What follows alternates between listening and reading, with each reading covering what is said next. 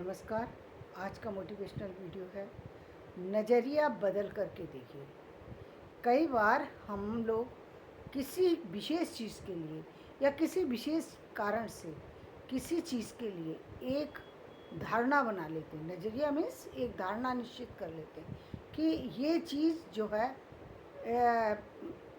किसी कम्युनिटी में, किसी संप्रदाय में, किसी व्यक्ति विशेष में, किसी रीजन विशेष में, किसी देश विशेष में एक जैसी होगी। यानी सारे लोग इसी तरह, एक व्यक्ति गलत है यानी सारे व्यक्ति गलत होंगे, ऐसी धारणा बना लेते हैं।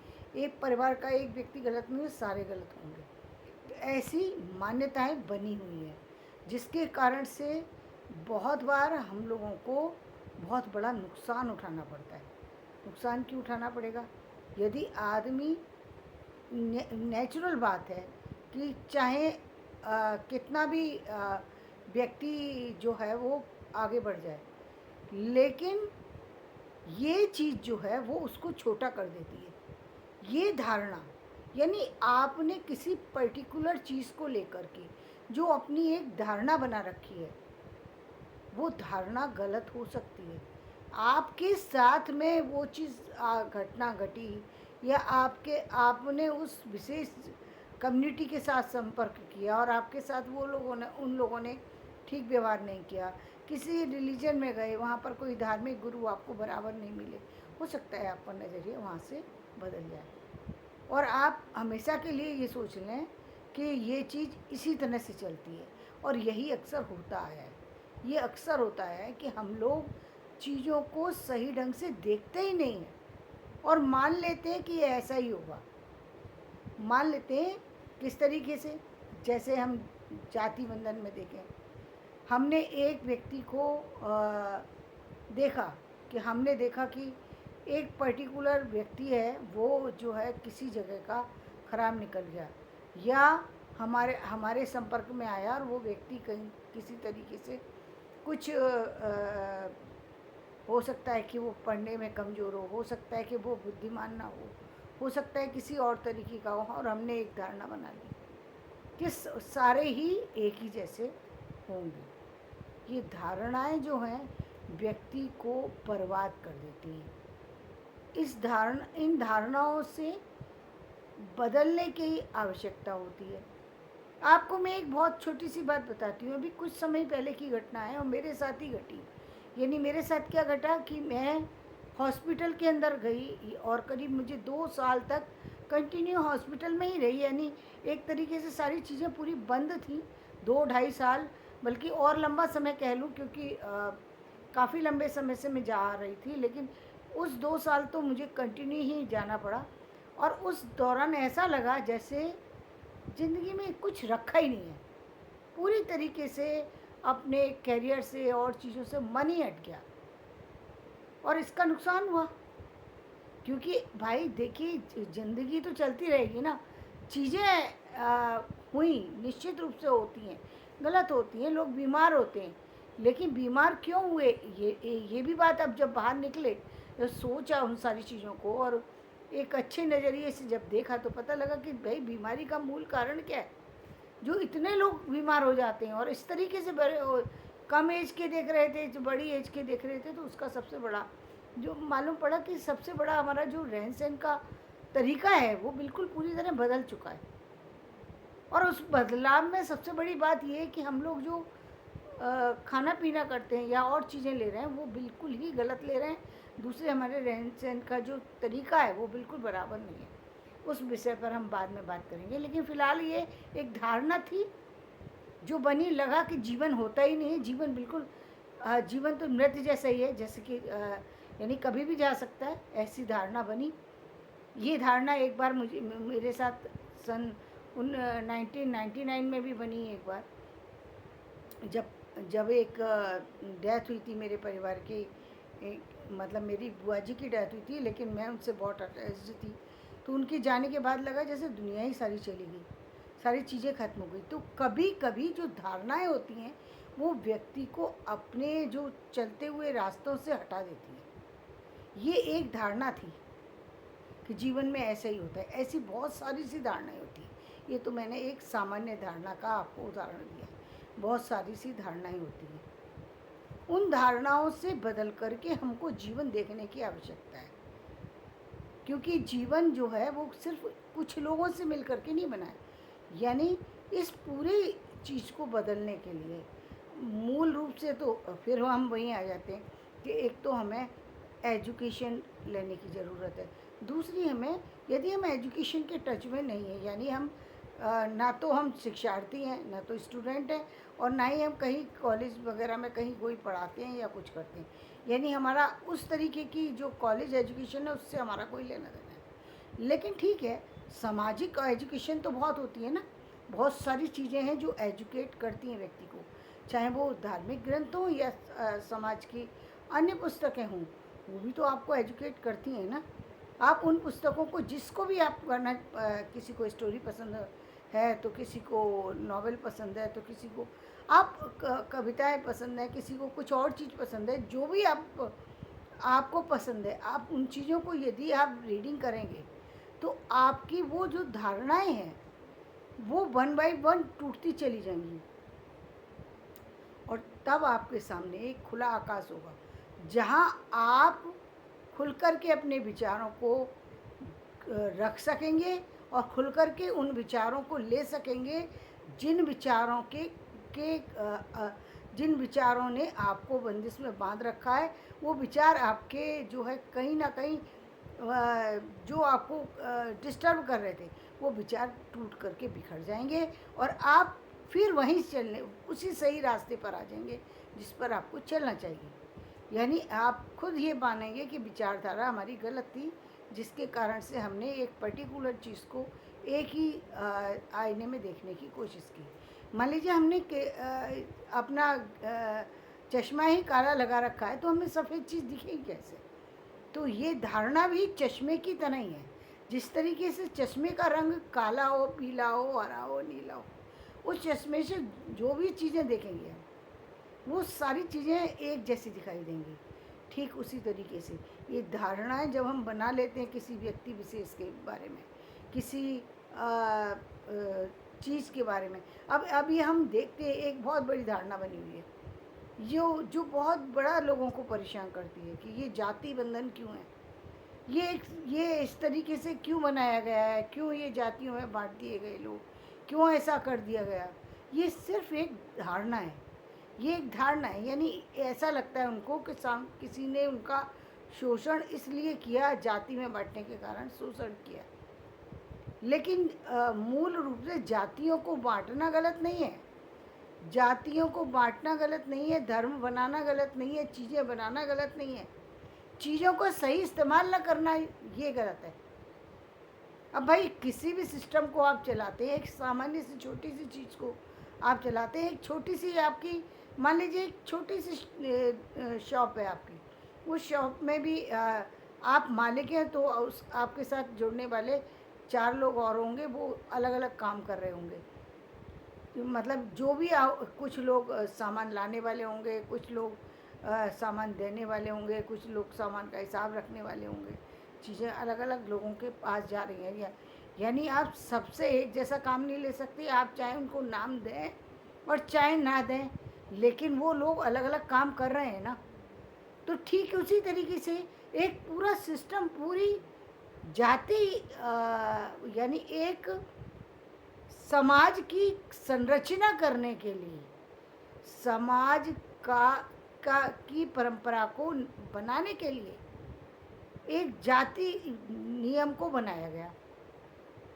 जाति नियम किस लिए बने? इसलिए बने ताकि हमारा ये समाज हर तरीके से सुरक्षित होकर सही ढंग से चल सके।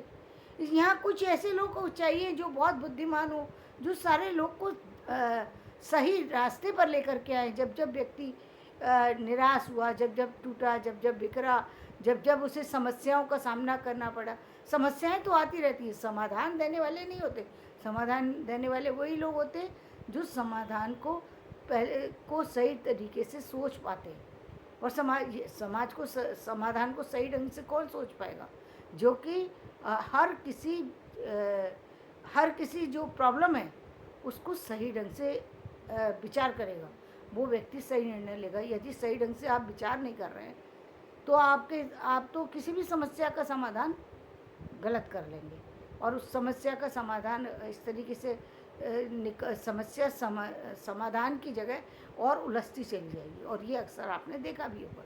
इसलिए हम किसी बुद्धिमान व्यक्ति को जो है किसी भी जगह का मालिक बनाते हैं, या हम उस जगह को उस व्यक्ति के हाथों में डायरेक्टर बनाते हैं, कुछ भी बनाते हैं, उसके हाथ में सौंप देते हैं, जो व्यक्ति को उस काम को सही ढंग से ऑर्गेनाइज कर सके। ऑर्गेनाइजर अलग है, और एक जो और बाकी जितनी सारी चीज़ें हैं, जितने उसमें पार्ट लेने वाले व्यक्ति हैं, तो इस तरीके से एक बुद्धिमान व्यक्ति है तो वो बुद्धिमान को एक अलग जाति का नाम दे दिया। एक ऐसा व्यक्ति है जिसको इतना सारा, वो कोई भी छोटे से छोटी चीज़ उसको दे दो, 1 रुपया दे दो, वो जानता है कि 100 रुपये कैसे बनाने हैं। उसे मालूम है एक सामान दे दो, कोई सामान से दूसरा सामान कैसे बनाना है, कैसे बेचना है। अभी आप एक बहुत छोटा सा उदाहरण अभी देख रहे हैं, आप अंबानी जी जो हैं, कितनी से दोनों भाई हैं, अनिल अंबानी, मुकेश अंबानी जी, लेकिन एक चीज़ से दूसरी चीज़ तुरंत निकाल लेते हैं। एक चीज़ से दूसरी चीज़ को निकाल कर ये अपने पैसे को सही जगह लगा देते हैं, इस्तेमाल कर देते हैं। चीज़ें तो वही हैं, लेकिन चीज़ों का इस्तेमाल कौन व्यक्ति किस तरीके से कर रहा है। वहीं अनिल अंबानी जी ने भी काम किया, लेकिन वो सफल नहीं हो पाए। पैसा दोनों के पास थे, लेकिन पैसे होने के बावजूद भी पैसे का सही इस्तेमाल करके आगे निकल जाना, ये क्या ये बहुत बड़ी बात होती है। ये हर किसी के पास नहीं होती, चाहे वो व्यक्ति कितना भी कोई वो हो। तो ये इसका मतलब किसी के अंदर व्यापार की समझ है। कोई व्यक्ति जो है किसी के अंदर जो है कहते हैं साहस, वीर है, बहुत वीर है, हर तरीके से हर चीज़ को संभाल सकता है, अच्छे बुरे को सबको संभाल ले जाएगा, डर किसी से नहीं लगता व्यक्ति को। ऐसे व्यक्ति क्षत्रियों को इसीलिए राजा बनाया गया। क्यों बनाया गया? क्योंकि भाई वो संभाल सकते हैं, उनको डर नहीं लगता किसी से। तो जो डरने वाला व्यक्ति है वो काम, चाहे भले बुद्धिमान कितना भी व्यक्ति हो, यदि डरता है किसी से भी तो काम कैसे करेगा व्यक्ति? काम नहीं कर सकता। बुद्धिमान व्यक्ति बुद्धिमानी का तो इस्तेमाल कर सकता है, बुद्धिमानी से अपने और काम करवा तो सकता है, लेकिन अपने आप से कर ले वो थोड़ा, उसके लिए थोड़ा क्या हमें मुश्किल ही होता है उसके लिए, वो नहीं कर सकता। जो एक चींटी को नहीं मार सकता वो किसी व्यक्ति विशेष को कैसे मार देगा?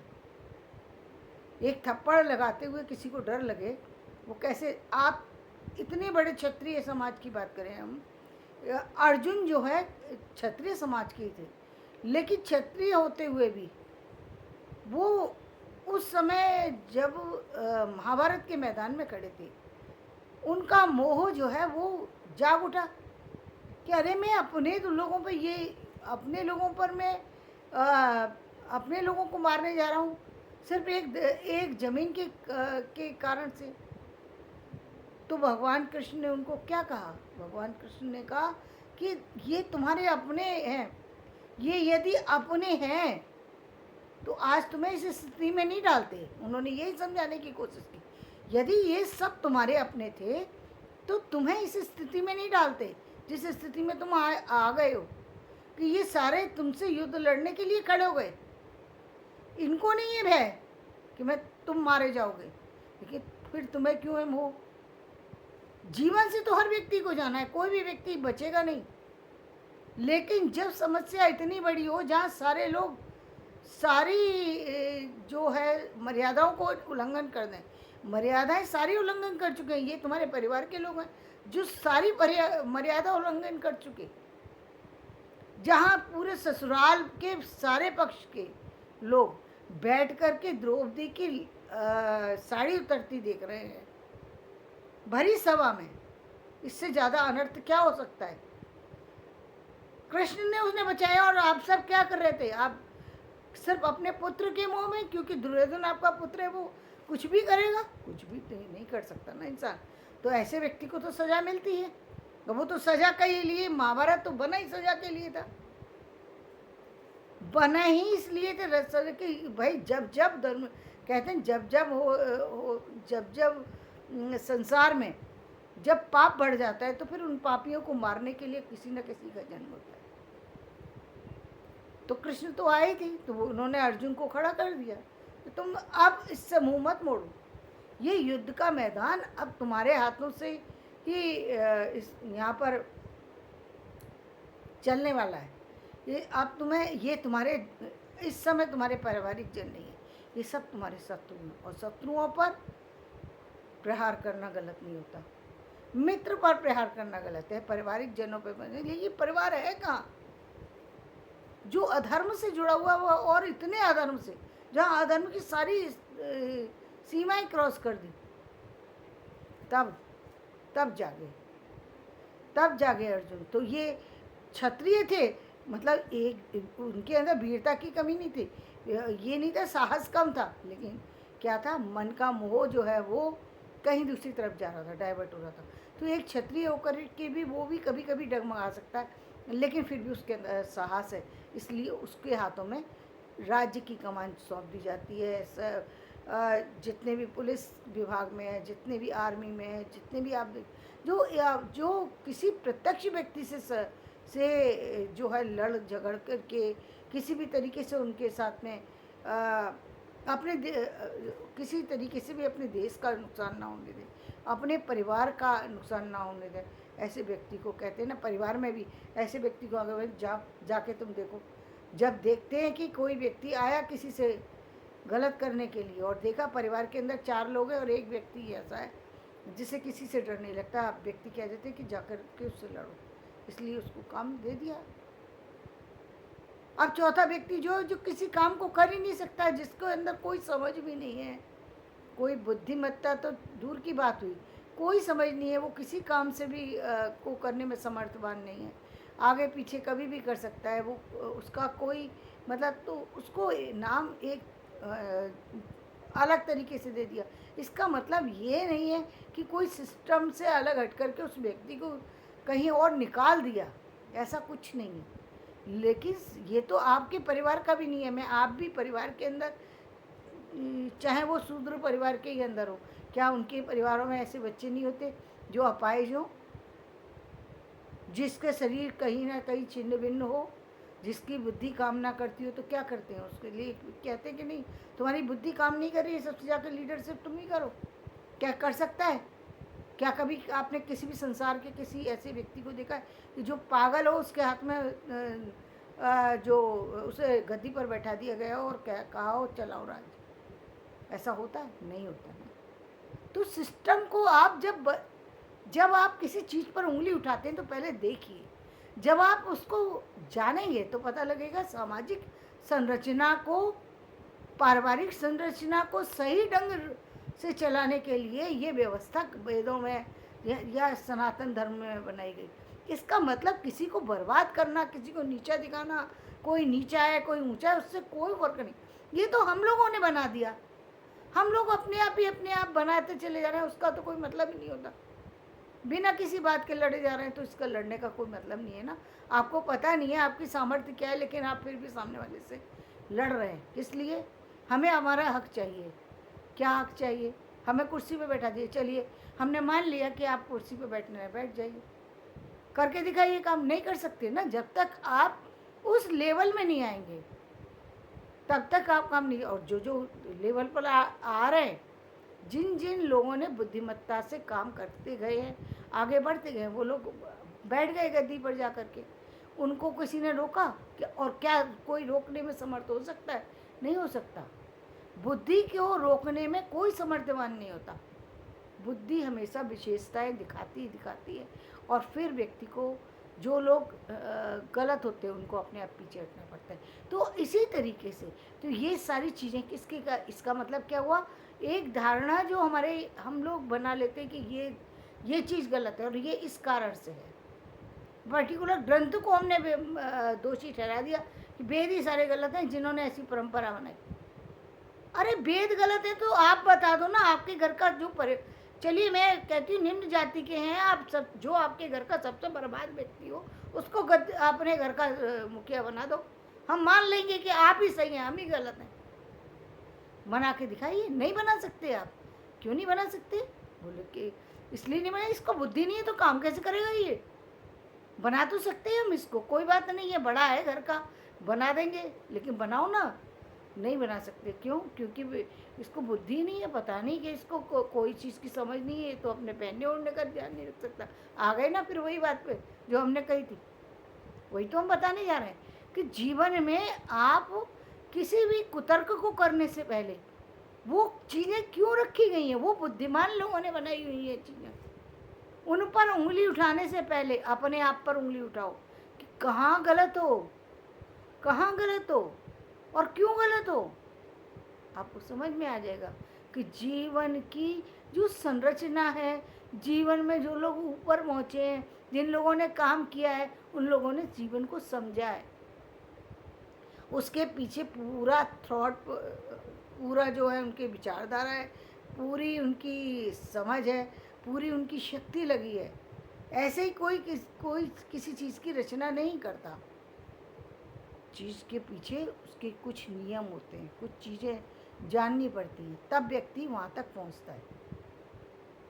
तो जीवन में ज़रूरी है कि आप भी अपनी धारणाएं जो आपने बना रखी हैं, जिन धारणाओं के कारण से परिवार में एक धारणा बना ली, एक बहू से एक सब्जी खराब जल गई और एक सब्जी खराब हो जाने की वजह से आपने उसकी धारणा बना ली, ये तो बेवकूफ़ है, ये सब्जी बना ही नहीं सकता। अब ये कितनी बड़ी बेवकूफ़ी की बात है। सब्जी बनानी क्यों नहीं आती है, पहले ये तो जानिए। जब उसने पहले कभी बनाई नहीं है तो वो तो गलत ही बनाएगी। उसको सही बनाना तो बताइए, फिर वो सही भी बना लेंगे। लेकिन ये धारणा तो पहले तोड़नी पड़ेगी कि बहू होशियार है, उसको पता ही नहीं है तो इसलिए नहीं बना पा रही। ये बात तो तब पता लगेगी ना जब आप अपनी बुद्धि खोल करके देखेंगे कि बहू में कमी नहीं है, मूल रूप से कमी है कि उसको बताया ही नहीं गया वो चीज़। तो बात यहाँ पर आके ख़त्म होती है कि जीवन में जो जो आपने धारणाएं बनाई हुई हैं, उन धारणाओं के पीछे सोच क्या है, उस पर नज़र डालिए, उसे देखिए, तब आपकी धारणाएं, आपकी विचारधाराएं अपने आप टूटेंगी, आपको नए नए रास्ते मिलेंगे और आप आगे बढ़ेंगे। धन्यवाद। मैं अपना वीडियो ये समाप्त करती हूँ। मेरा वीडियो पसंद आए लाइक करें, शेयर करें और सब्सक्राइब करें।